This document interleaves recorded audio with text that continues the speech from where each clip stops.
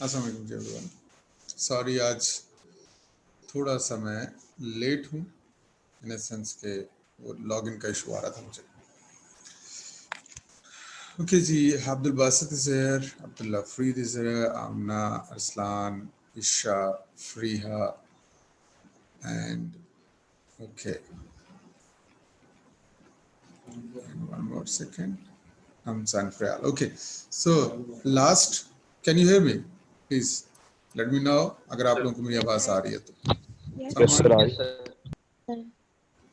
Let me just Yes, confirm sir. me that are you getting my Yes, sir. आपको आवाज मेरी आ रही है कि नहीं आ रही? Yes, sir. Anyone? Yes, sir. Please, sir, I can. Abdullah आपकी आवाज नहीं मुझे आ रही, आप you're saying something but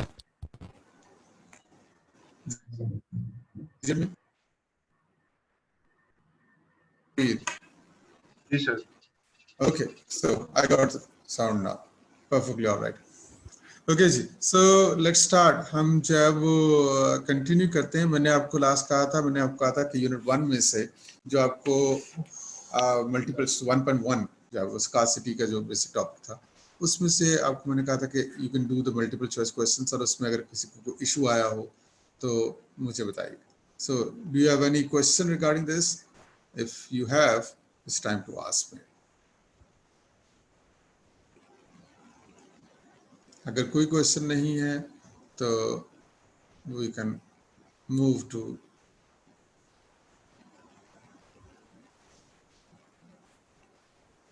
the topic. Why it is not showing me the full screen and why it is causing me. Okay.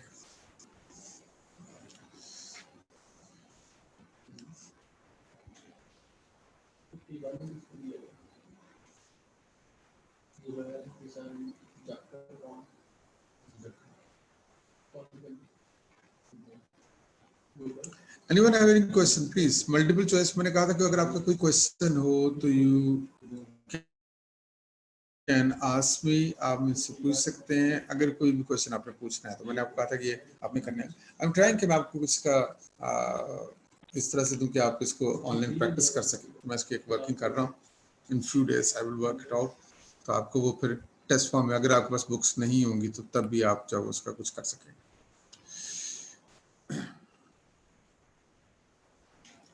No one? No one have no question? So time to start the topic then. Let me take off and I'm going to take my screen off because मुझे laptop जो है disengage करना है। So our current topic is production possibility curve. Last हमने जहाँ तक किया था वहाँ से आगे हमने आगे लेके चलना है। लास्ट हमने जब बेसिक नॉर्मल प्रॉब्लम कर लिया था, आज हमने प्रोडक्शन पॉसिबिलिटी कर्व को आगे कंटिन्यू करना है।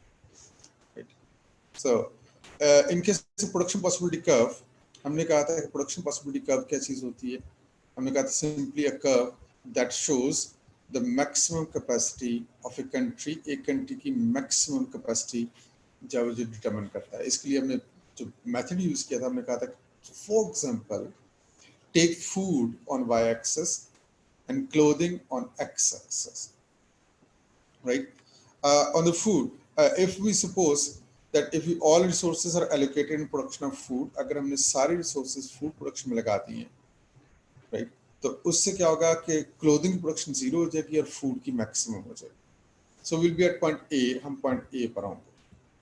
Then अगर हम कहते हैं जी कि अगर all resources हम clothing production में लगा देते हैं तो हमारी क्लोथिंग की प्रोडक्शन मैक्सिमम होगी लेकिन फूड की प्रोडक्शन जीरो होगी और हम पॉइंट बी पर होंगे। अगर इन दोनों पॉइंट्स को एक कर्व से ज्वाइन करते हैं तो that curve is known as production possibility curve. हमने कहा था इसकी तीन शेप्स हो सकती हैं, 1, 2 and 3। 1 is known as outward bending. 1 को हम कहते हैं, मैं आपको यहाँ से 1 इनका नेमिंग जो है वो नेमिंग किस तरह से हम यूज करते हैं। 1 is outward bending, outward bending PPC. 2 is inward bending PPC. अच्छा ये बताएं, मैंने लास्ट आपकी गूगल क्लासरूम्स आपकी एक्टिवेट हो गई हैं, तो उसमें मैंने इसकी लास्ट 3 लेक्चर्स की रिकॉर्डिंग्स जो है वो अपलोड करवा दी थी. Have you got that? Anyone who can respond me Yes, regarding sir. This?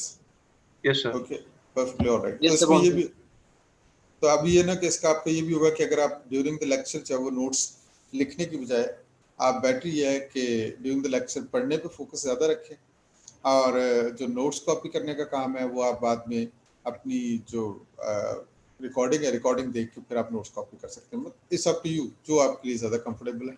उसमें ये होगा कि आपको फोकस पढ़ने पे ज़्यादा रहेगा, राइट. तो अभी ये, लेकिन ये अपलोडिंग जो होती है ये तकरीबन एटलीस्ट मिनिमम 24 आवर्स के बाद होती है. रिकॉर्डिंग जो होती है, रिकॉर्डिंग के बाद उसमें अपलोड होना होता है, तो रिकॉर्डिंग जो रेडी होती है वो 24 क्लाउड रिकॉर्डिंग है 24 आवर्स कम से कम लेती है उसको रेडी होने में. तो पॉसिबली आपको 30-35 आवर्स के बाद चैनल वो लोड हो जाएगा.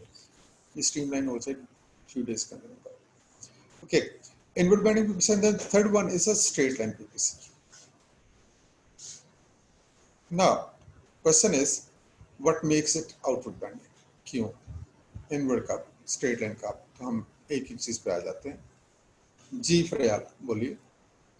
Sir, it depends on the opportunity cost. So, for example, in a straight line PPC, we have a constant gradient, which means that the opportunity cost is constant. For example, in an outward or in an inward bending, we have increasing and decreasing gradients, which means that the opportunity cost is which is represented by the gradient, which means it is either increasing or decreasing. Very right, बिल्कुल perfectly right. फरियाल, ये आपने economics पहले पढ़ी हुई है कि नहीं पढ़ी हुई? पढ़ी हुई है सर. अच्छा अच्छा, ये आपने एक वर्ड जो आपने बोला ना, ये मुझे बड़ा स्केरी सा वर्ड लगता है, और मेरे से नहीं सिर्फ लगता, और भी बहुत सारे बच्चों को बड़ा स्केरी वर्ड लगता है, जिसको ग्रेडियंट कहते हैं. तो ग्रेडियंट जो है ना वो मैथ की टेंशन देना शुरू कर देता है. So yes, you are right, but हम इसको जरा ग्रेडियंट के वर्ड को अवॉइड करने की कोशिश करेंगे. Many people are not good at maths, so let's work on that. हम इसको एक पीछे लॉजिक पे चलते हैं. आपने सही कहा, इसके पीछे एक फर्दर स्टेप है, इसमें 3 स्टेप्स की बात होनी है. मैं आपको स्टेप बाय स्टेप लेके चलता हूँ. वेरी राइट, गुड, आपने अच्छा आंसर दिया. अच्छा, आउटपुट बेंडिंग में व्हाई इज आउटपुट बेंडिंग? हम एक एग्जांपल लेते हैं, एग्जांपल कंस्ट्रक्ट करते हैं. हम कहते हैं सपोज करें कि आपके पास जब दो गुड्स हैं, एक हैं गन्स और दूसरी हैं roses. That is my favourite goods, guns and roses. जरा साउंड बड़ा अच्छा करता था, I prefer to use them, guns and roses. आप इसके लिए जब कोई डजंट मैटर आप कौन सी गुड्स यूज कर रहे हैं, एक्सेस के ऊपर कुछ भी नाम लिख सकते हैं, कैपिटल गुड्स, कंज्यूमर गुड्स, कोई भी यूज कर सकते हैं. Mustafa Tariq, you want to say something? Sir आपकी तरह आवाज ना अड़ अड़ के आ रही है, रुक रुक के आ रही है. रुक के आ रही है हल्की. माइट, ये आज मेरी लोकेशन थोड़ी चेंज्ड है, मैं इसका इंटरनेट कनेक्शन को रीचेक करूंगा, राइट. कि इंटरनेट, हालांकि मैंने 100 MB का कनेक्शन लगवाया हुआ है, but I will check it, right. अभी थोड़ा सा मैं जब कंप्रोमाइज करना पड़ेगा, मैं अपनी स्पीड स्लो कर देता हूँ थोड़ी सी ओके बोलने की. Okay, so we are saying that we have selected 2 goods. One are the guns, the other are roses. Suppose we have 3 types of workers. हमारे पास 3 तरह के workers हैं, right? एक वो workers हैं जो they are very good at making of guns. मैं इनको red workers बना रहा हूँ, ये cartoons बना रहा हूँ साथ. आपने पेपर में कार्टून नहीं बनाने, मैं सिर्फ समझाने के लिए कर रहा हूँ. उसके बाद दूसरे आपके पास जब वो वर्कर्स हैं जो बहुत अच्छे फार्मर्स हैं, उनको मैं ग्रीन बना रहा हूँ, राइट. इनको मैं लिख रहा हूँ फर्स्ट वन को बेस्ट गन मेकर्स, बट जो बेस्ट गन मेकर्स हैं they are worst farmers, but worse farmers.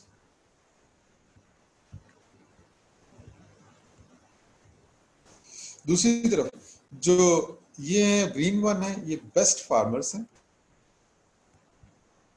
And worse gun makers. इनको गन मेकिंग पेंडू लोग हैं, इनको गन मेकिंग बिल्कुल नहीं आती, फैक्ट्री वर्कर्स नहीं.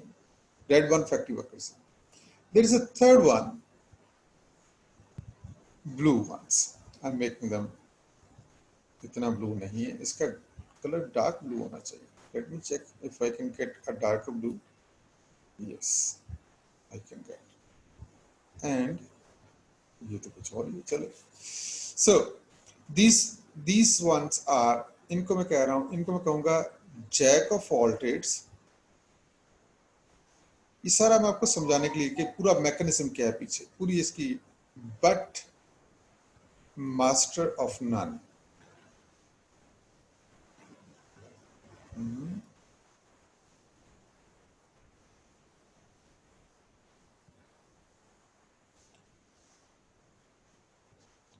But master of none.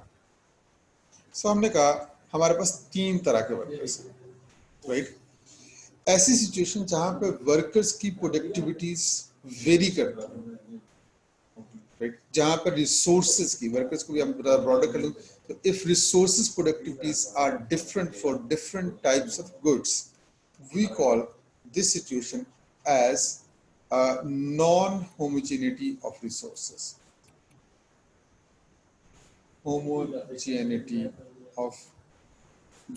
of resources.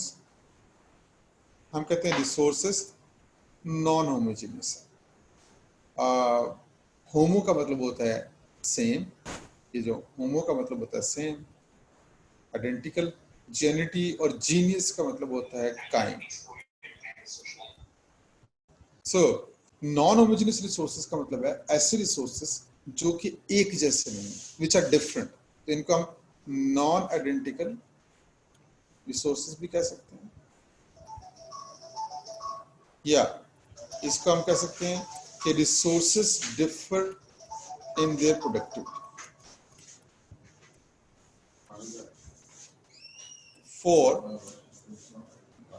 For different goods. यहाँ पर जो फार्मर्स हैं वो रोजेस के लिए अच्छे हैं, और जो गन मेकर्स हैं वो फैक्ट्री वर्कर्स हैं वो गन मेकिंग के लिए अच्छे हैं. इसलिए हम कहते हैं नॉन होमोजेनियस रिसोर्सेस. इसका ऑपोजिट जो होता है वर्ड होता है वो होता है होमोजेनियस रिसोर्सेस.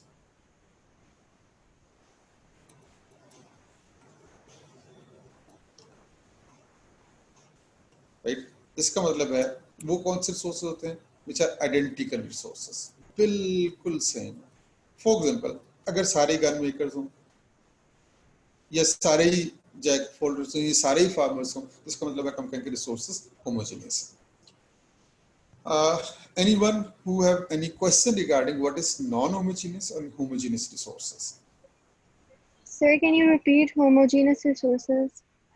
Homogeneous resources हम कह रहे हैं कि वो रिसोर्सेज जो सारे एक जैसे हैं. फॉर एग्जांपल, हम कहते हैं जी हमारे पास 10 लैपटॉप्स हैं, 10 एक ही स्पेक्स के, तो ये होमोजेनियस रिसोर्सेज हो गए. हमारे पास 100 मशीन्स हैं, 100 मशीन्स एग्जैक्टली सेम है, तो ये होमोजेनियस रिसोर्सेज हो गए. ठीक है. हमारे पास 10 वर्कर्स हैं, 10 workers are equally skilled and trained. हालांकि वर्कर्स में होमोजेनिटी होना लेस लाइकली है, मशीन्स में चाहे वो कैपिटल में ज़्यादा मोर लाइकली है. But if we have 10 workers and all workers are same in their productivity in production of both goods, so we call them homogeneous resources, identical resources. Is that okay? Yes, sir. Okay, moving on to now the situation of हम कहते हैं इस scenario पे वापस आते हैं. हम कहते हैं जी सपोज करें आप क्या करते हैं, इनिशियली आप सारे रिसोर्सेज को गन्स प्रोडक्शन में लगा देते हैं. तो मैंने सिर्फ हेड्स बना रहा हूँ, उनकी टांगे वांगे काट रहा हूँ. अच्छा, उसके बाद जो हमारे जैक ऑफ ऑल ट्रेड्स हैं इनको भी मैंने यहीं पे लगा दिया. राइट, ये जैक ऑफ ऑल ट्रेड्स आ गए. उसके बाद मैंने जो फार्मर्स हैं इनको भी यहीं पे शिफ्ट कर दिया. जब मैंने सारे रिसोर्सेज गन्स प्रोडक्शन में लगा दिए तो I will be at a point where the guns are maximum at point A, say 20 guns, right, and 0 roses. Now I decide to make 1 unit of roses. मैंने प्लान किया है कि मैंने 1 unit of roses बनाने हैं. Right. जब मैंने 1 unit of roses produce करने हैं तो उसके लिए मुझे क्या करना पड़ेगा, कुछ रिसोर्सेज को, कुछ वर्कर्स को रोजेस प्रोडक्शन पे स्विच करना पड़ेगा. Can you tell me which workers I should switch towards the roses production? किनको शिफ्ट करना चाहिए? Best farmers, jack of all trades, or gun So makers? jack of all trades. Why not the best farmers? Those who are the making, देखें जो farmers हैं वो guns में कुछ भी नहीं कर रहे, ठीक है, roses में लेके जाएंगे, they will produce a lot of roses. जो जैक ऑफ ऑल ट्रेड्स हैं वो कुछ ना कुछ गन्स में भी कर रहे हैं, कुछ ना कुछ रोजेस भी कर सकते हैं. तो रूल ये है कि सबसे पहले हम उन रिसोर्सेज को स्विच करेंगे जो जिस प्रोडक्ट में हम स्विच कर रहे हैं उसके लिए मोस्ट सूटेबल, और जिसमें वो करंटली हैं उसमें लीस्ट सूटेबल है. तो हमें सबसे पहले लेके जाना चाहिए बेस्ट फार्मर्स को. हमने ये शिफ्ट कर दिया. When we switch the best farmers, we are likely to lose guns, but the loss of guns is possibly very low. So say we are at 20 and we lost, say at the 18 guns हमारे पास आ गई, तो we lost only 2 guns, हमने सिर्फ 2 guns lose की. अच्छा, उसके बाद second step पे चलते हैं. हम कहते हैं नहीं, it's not sufficient enough, we need 1 more units of roses. हमने और रोजेस प्रोड्यूस करते हैं. अब और रोजेस प्रोड्यूस करने के लिए अगर आप नोटिस करें तो यहाँ पर हमने जो हेड्स छोड़े थे इसमें हमारे पास फार्मर्स इतने सफिशिएंट नहीं है कि जो एक 1 more units of roses produce कर सके. तो हमें उसमें से कुछ जैक ऑफ ऑल ट्रेड्स को भी स्विच करना पड़ेगा टूवर्ड्स द रोजेस प्रोडक्शन. जब हम जैक ऑफ ऑल ट्रेड्स को कुछ को स्विच करेंगे तो अब इस स्विचिंग में जब 20 से हम आगे जाएंगे, is likely that we are going to lose more of guns. तो हम गन्स पहले की निस्बत ज्यादा लूज करने वाले हैं. हमने 3 गन्स लूज करनी है. क्यों? Because the jack of all trades were doing something, they were producing a reasonable number of guns, but when they are switched towards the rose production, the loss of guns would be greater. If we decide to go to the produce furthermore resources, मैं एक देख लूँ sir, थोड़ा slow बोलें please, सही नहीं आ रही. Okay Mustafa, अच्छा, is there anyone else who is facing this sound issue? मेरी आवाज का जो डिस्कनेक्शन है इसका इशू किसी और को आ रहा है? Let me know. आवाज के रुक के आने. नहीं सर. अच्छा, then No, sir. then maybe Mustafa, it is your connection which is low. तो आपका इंटरनेट कनेक्शन इस वक्त लो होगा. डोंट वरी, अगर इसमें ट्रबल आएगी तो आपके पास इसकी रिकॉर्डिंग होगी. आप रिकॉर्डिंग में आपको फिर वो स्मूथली मिल जाएगा. बिकॉज नो मैटर, मैं स्लो ही बोल रहा हूँ, लेकिन no matter how slow I will speak, it will be some distortion if your net speed is slow. Mustafa is saying thing. Okay Mustafa. So we are saying here that if we continue, हमने पहले 1 unit का decide किया, फिर 2 का decide किया, फिर 3 का हम डिसाइड कर रहे हैं. अब जब हम 3 का डिसाइड करेंगे तो we don't have enough jack of all trades. So what we have to do, we have to switch some of the gun makers as well. हमने कुछ गन मेकर्स को भी स्विच करना है. जब हम कुछ गन मेकर्स को स्विच करेंगे तो now the loss would be even greater. Say we go to the 10 and we lost 5 units of roses. अब हमने 5 units of roses lose किए.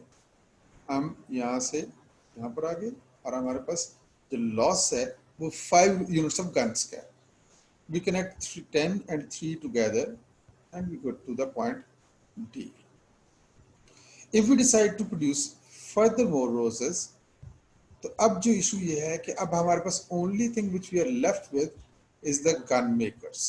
So सिर्फ gun makers बाकी बचे हुए हैं. जब हम gun makers को switch कर रहे हैं, the loss would be the greatest one, and we will be losing 10 guns now at this reallocation from point D to point E.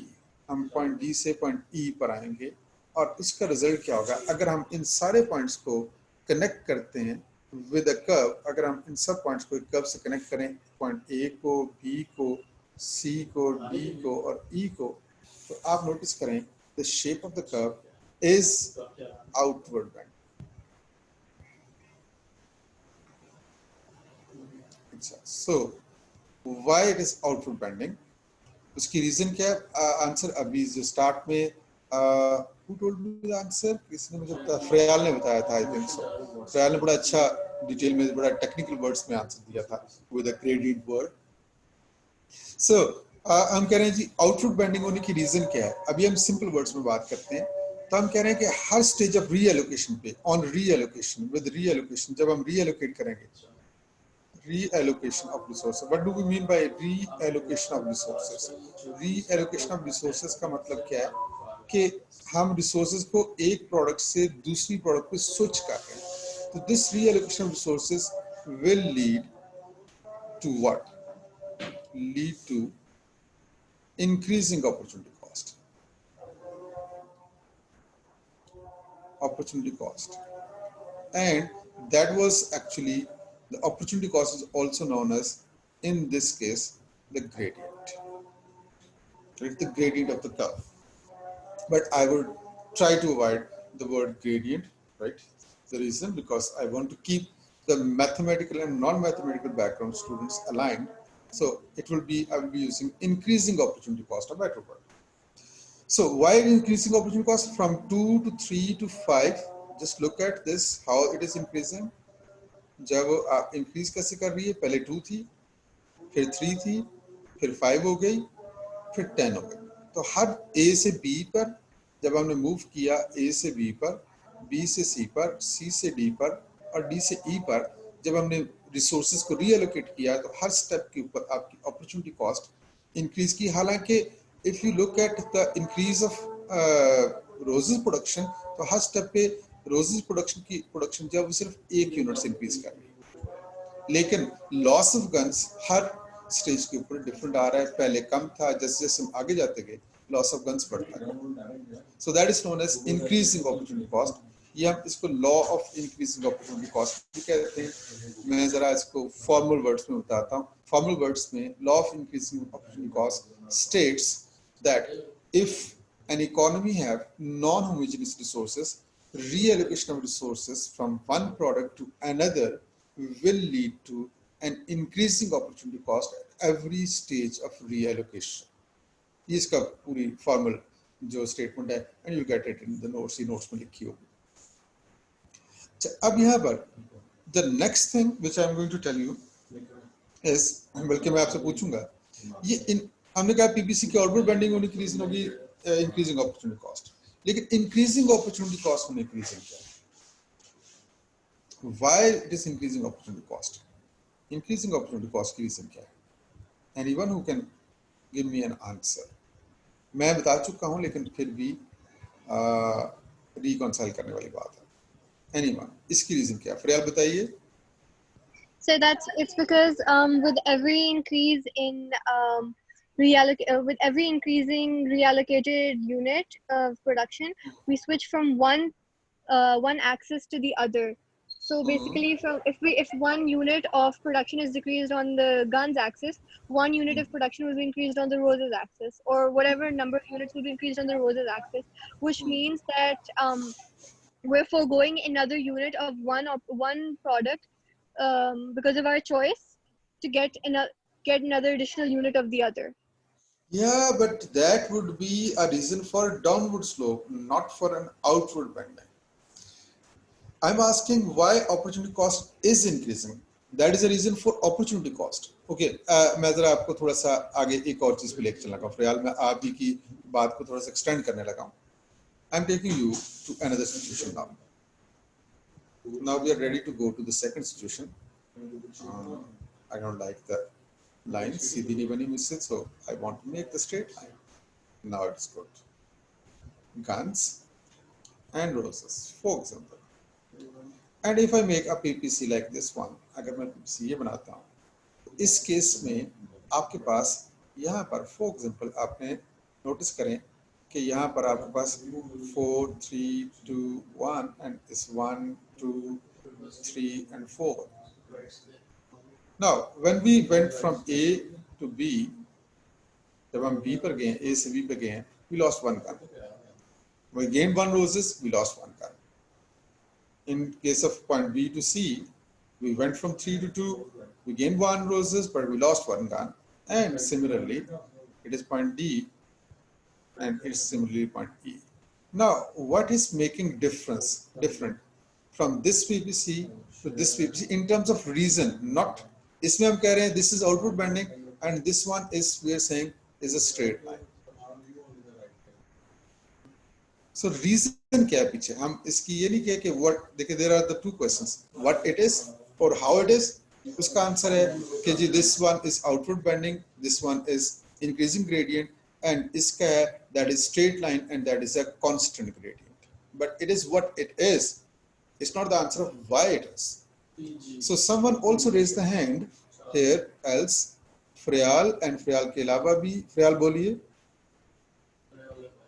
Do you have any question here? No, sir. I forgot Okay. to raise my Okay, hand. okay, no problem. Someone else also raised the hand. Who can answer me?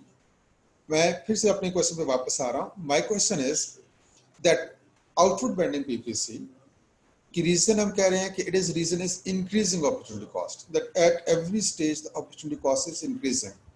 In straight line PPC इसकी reason क्या है? That is constant opportunity cost. Because her stage के ऊपर आपकी opportunity cost क्या आ रही है? Constant आ रही है over the gradient. But I'm saying why? ये constant क्यों है?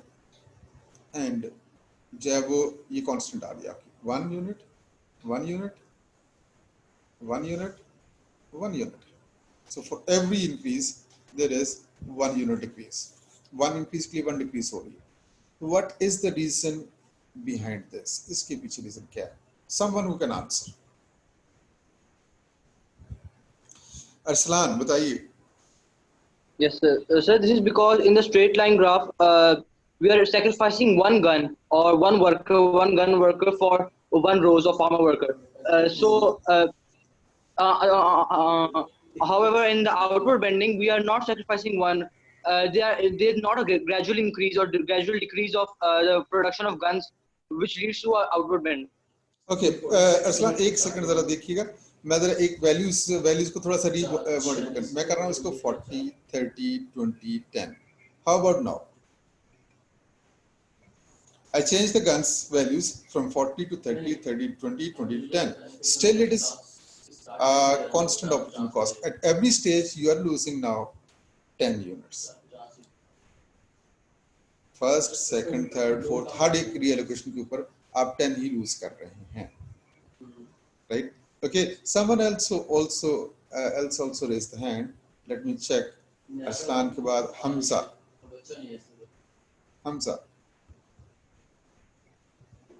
Sir, it is outward bending because of non-homogeneous resources. Oh, good. That is genius one. Okay. So finally, someone got the reason. Look at this. This answer is also being written, right?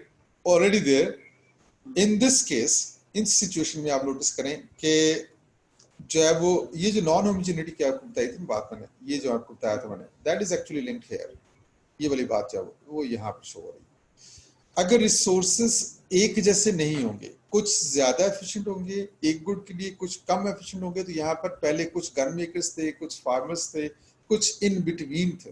तो उसकी वजह से क्या हो रहा है कि आपके रिसोर्सेस पहले आपने गन्स के लिए रोजेस के मोस्ट सूटेबल रिसोर्सेस और गन्स के लीस्ट सूटेबल रिसोर्सेस को स्विच किया, फिर इन बिटवीन वालों को स्विच किया, और फिर फाइनली वो रिसोर्सेस जो कि गन्स को मोस्ट सूट करते थे और रोजेस को लीस्ट सूट करते थे वो स्विच किए. तो उसकी वजह से आपकी हर स्टेज पे अपॉर्चुनिटी कॉस्ट ज्यादा हो गई. तो हम कहते हैं कि रीजन जो है इसके पीछे रीजन जो है वो है नॉन होमोजेनिटी ऑफ रिसोर्सेस. अच्छा, दूसरी तरफ आ जाए तो in case of this one, ये जो स्ट्रेट लाइन बनी है यहाँ पर हर स्टेज पे रिसोर्सेस एक जैसे, जब सैक्रिफाइस एक जैसा है, इसका मतलब है कि you are now having only one kind of resources. ये कब होगा? If all are say jack of all trades. अगर सारे जैक ऑफ ऑल ट्रेड्स हैं, राइट, और सारे ही फार्मर्स हैं और सारे ही गन मेकर्स हैं, तो उसका रिजल्ट क्या होगा कि आपके पास फर्स्ट स्टेज पे जब आपने फर्स्ट वर्कर्स को स्विच किया तो आपने उतनी ही गन्स लूज की, सेकंड पे स्विच किया फिर उतनी लूज की, थर्ड पे स्विच किया तब भी आपने उतनी लूज की। तो इसकी रीजन क्या होगी आपकी? The reason is that is homogeneous resources. So it is the type of resources we have will decide the type of PPC we will be able to construct. ये linked है इसके साथ, basically ये इसके साथ linked है। अगर resources homogeneous होंगे तो straight line बनेगा, और अगर non homogeneous होंगे तो आपका क्या होगा? Outward bending बनेगा। अच्छा, next question, very simple. Which one is more realistic, an outward bending or a straight line? एक मिनट रिपीट कीजिएगा, आपने क्या कहा है? अगर होमोजीनियस होगा तो स्ट्रेट लाइन बनेगा? स्ट्रेट लाइन बनेगा, क्योंकि रिसोर्सेज एक जैसे हैं ना। तो पहली स्टेज पे जितना लूज किया, जब आप ए से बी पे जाते हो आपने 10 लूज किया, बिकॉज पहले जो वर्कर्स भेजे हैं, सेकंड स्टेज पे वर्कर्स की शिफ्ट जो वर्कर्स है वो भी उसी तरह की प्रोडक्टिविटी है, थर्ड की भी वैसी है, फोर्थ की भी वैसी है। तो हर स्टेज पे आपका गन्स का लॉस एक जैसा है, चाहे वो 4-1-1 का लॉस है, चाहे 10-10 का लॉस है, चाहे 5-5 का लॉस है, चाहे कुछ भी, लेकिन एक जैसा आएगा थ्रू आउट, क्योंकि रिसोर्सेज बिल्कुल एक जैसे। मैं आपको एक और तरीके से बताता हूँ। फॉर एग्जाम्पल, आप समझें कि एक कंपनी में जब वो सॉफ्टवेयर डेवलपर्स बैठे हुए हैं, एक जब वो एप्लीकेशन iOS एप्स बनाते जो एंड्रॉइड एप्स बनाते हैं, और दूसरे जो हैं वो वेब डेवलपमेंट का काम करते हैं। अब जब आप दो टीम्स हैं हमारे पास, अब हम जब लैपटॉप्स को स्विच करेंगे from web development team to हम कहते हैं कि ऐप डेवलपमेंट टीम में, तो पहले लैपटॉप को शिफ्ट करेंगे तो जितनी आपने पीछे जब वो वेब डेवलपमेंट में लॉस आपने किया है, वो दूसरे लैपटॉप को स्विच करने पे भी उतने लॉस आएगा, थर्ड पे भी उतने लॉस आएगा, फोर्थ पे भी उतना, बिकॉज सारे लैपटॉप एक जैसे आइडेंटिकल हैं। Getting my point? यस कि सर। अगर रिसोर्सेज सेम होंगे तो आपकी अपॉर्चुनिटी कॉस्ट सेम आएगी, और अगर रिसोर्सेज डिफरेंट होंगे तो आपकी अपॉर्चुनिटी कॉस्ट बढ़ती जाएगी। एंड इसलिए हम कहते हैं कि रियलिस्टिकली, क्योंकि रिसोर्सेज सेम होते नहीं, ना सारी मशीन्स एक जैसी होती हैं, ना सारी लेबर एक जैसी होती है, ना ही तो सेम कभी भी नहीं होते। इसलिए हम कहते हैं कि हमेशा जो रियलिस्टिक पीपीसी है वो कौन सा है? आपका output bending. But there is a third question, last one. Question क्या है कि ये तो दोनों हो गए। अच्छा, anyone have any question regarding this? Please you can ask, and we can also repeat in the next class when you will be able to see the recording as well, और जब उस वक्त हम भी इसको देख सकते हैं। guns and roses, someone who can answer me when it will be like this one, इस तरह का कब होगा? I expect an answer from Frayal now, क्योंकि फ्रयाल ने आंसर स्टार्ट किया था। Frayal, are you there with me? Sir, my internet keeps disconnecting, so I have to log in again अच्छा after like every अच्छा, 5 minutes. It's okay it's okay. अच्छा, inward bending की reason जब वो यहाँ पर क्या आ रही है? Anyone who can answer me why it is inward bending? जी सर, अपॉर्चुनिटी कॉस्ट डिक्रीज करेगी। यस, अपॉर्चुनिटी कॉस्ट डिक्रीज करेगी, डिक्रीजिंग होगी। अच्छा, क्यों? आप देखें, जब आप ए से बी पर आएंगे तो आपने ज्यादा लूज किया, बी से सी पर आएंगे, ये आपका फर्स्ट पॉइंट आया, बी से सी पर आएंगे तो आपने जब उसे कम लूज किया, सी से डी पर आएंगे, राइट, तो आपने उससे भी कम लूज किया, और डी से ई पर आएंगे तो और कम होता जाएगा। जैसे जैसे हम आगे जाते जाएंगे तो आपका लॉस जो होता जाएगा वो क्या होता जाएगा? डिक्रीज करता जाएगा, डिक्रीजिंग अपॉर्चुनिटी कॉस्ट। और इसकी रीजन क्या होती है? वाई? ये क्यों होता है? डिक्रीजिंग अपॉर्चुनिटी कॉस्ट क्या होती है? ये इंटरेस्टिंग बात है। हम इसको कहते हैं कि when we switch least suitable resources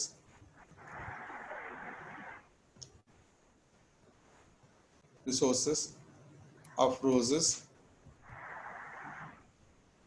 जब to roses first, मतलब हम क्या करें, हम सबसे पहले जब हमने स्टार्ट किया था तो हम सबसे पहले क्या करें कि हम जो गन मेकर्स थे, बेस्ट गन मेकर्स थे, इनको पहले ले जाएं, तो स्टार्ट में लॉस ज़्यादा आ गया। उसके बाद हम जब वो लेके जाएं जैक ऑफ ऑल ट्रेड्स को तो लॉस आपका कम हो गया। सबसे एंड पे फार्मर्स को लेके जाएं तो आपका सबसे एंड पे लॉस ऑफ गन्स क्या होगा, सबसे कम होगा। That is very irrational thing, ये इररेशनल बात है, ऐसा कोई भी इकोनॉमी करेगी नहीं। लेकिन इंटरेस्टिंग बात ये है कि जब क्या कहते हैं, नालायक लोगों की दुनिया में कहीं कोई कमी नहीं है, ठीक है, और इनकॉम्पिटेंट लोगों की बहुत लोग मौजूद हैं। व्हेन एन इकोनॉमी और इकोनॉमी हेड्स आर इनकॉम्पिटेंट और not being guided properly, they might make such kind of decisions and it might create a PPC inward bending, but it's a least likely to happen. So realistic one is first one, outward bending, and straight line is theoretical, does not exist actually, and jab inward bending, that is also usually not existing, can exist in a certain scenario only. Time to ask me the questions. आप mic बंद कर दिए करें, भूल ना जाया करें mic बंद करना। मुस्तफा माइक बंद करना भूल गए हुए हैं, राइट? फिर कर दिए। हाँ चलो जी। Anyone have any question please, time to ask. Make sure you do understand any question at this stage, that you must know what is I'm thinking inward bending, outward bending, and straight line PVCs, and when they would happen. If it is done, if you don't have a question, जी पूछिए। Sir inward bending में guns का क्या होगा? Inward bending में हम ये कह रहे हैं कि हम सबसे पहले देखें, हमने रोज बनाना शुरू करने, स्टार्ट करने, ठीक है, तो हम पहले गन मेकर्स को स्विच करते हैं, उन रिसोर्सेज को स्विच करें जो गन्स के लिए, रोजेस के लिए लीस्ट सूटेबल हैं और गन्स के लिए मोस्ट सूटेबल है। जब आप गन मेकर्स को रोजेस पे स्विच कर देंगे तो रोजेस की प्रोडक्शन बहुत थोड़ी होगी और गन्स का लॉस बहुत ज्यादा होगा, तो स्टार्ट में अपॉर्चुनिटी कॉस्ट ज्यादा हो जाएगी। एंड पे फार्मर्स को लेके जाएं तो एंड पे आपका गन्स की सैक्रिफाइस कम होगा और उसकी प्रोडक्शन ज्यादा हो रही होगी। तो ये एक उस सिचुएशन में जब आप रिसोर्सेज को एक इररेशनली रीएलोकेट करते हैं, रैशनली तो ये होना चाहिए कि पहले आप उनको लेके जाएं, वर्कर्स को स्विच करें जो कि रोजेस के लिए मोस्ट सूटेबल है, फार्मर्स को पहले लेके जाएं, गन मेकर्स को एंड पे लेके जाएं।